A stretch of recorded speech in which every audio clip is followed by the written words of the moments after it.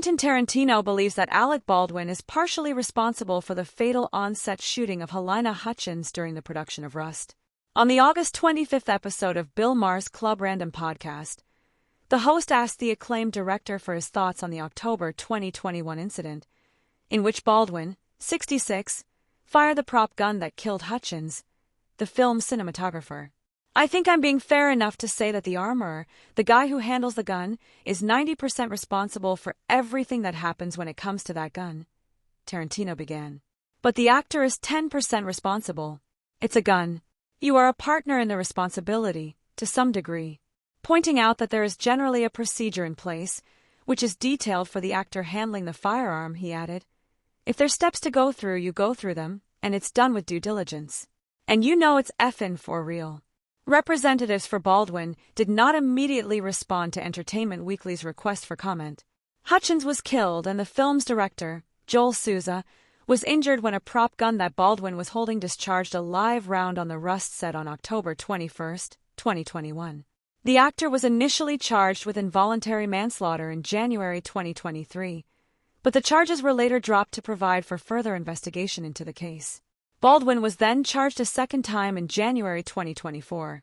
Responding to the charges, SAG-AFTRA released a statement which opposed the view expressed by Tarantino, arguing that actors are not responsible for inspecting guns on set. "An actor's job is not to be a firearms or weapons expert," the statement read. "Firearms are provided for use on set under the guidance of multiple expert professionals directly responsible for the safe and accurate operation of that firearm." Baldwin pleaded not guilty and, throughout the legal battle, has maintained that he didn't pull the trigger. In July, a New Mexico judge threw out the involuntary manslaughter case against the actor, dismissing the case with prejudice so it cannot be refiled.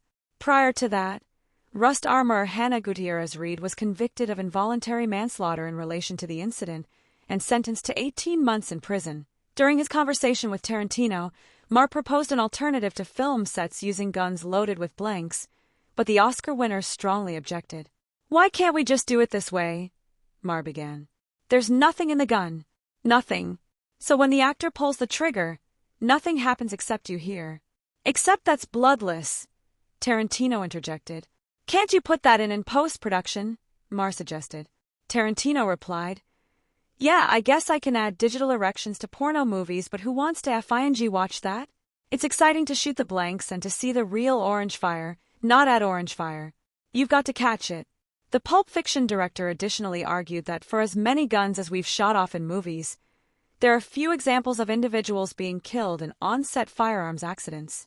"That's a pretty FING good record," he said, and later added that the Rust incident is the kind of up that happens that undermines an entire industry.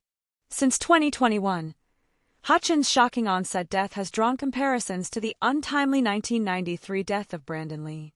The 28-year-old actor, and son of late martial arts star Bruce Lee, was killed after being hit by a .44 caliber slug while filming a death scene for the cult classic The Crow. The 1993 incident was the last recorded accidental death by a prop gun on a movie set, though Hollywood otherwise has a long history of on-set fatalities. Prior to Lee, actor John Eric Hexum was killed on the set of the TV series Cover Up in 1984, when he accidentally shot himself in the head with a gun loaded with blanks.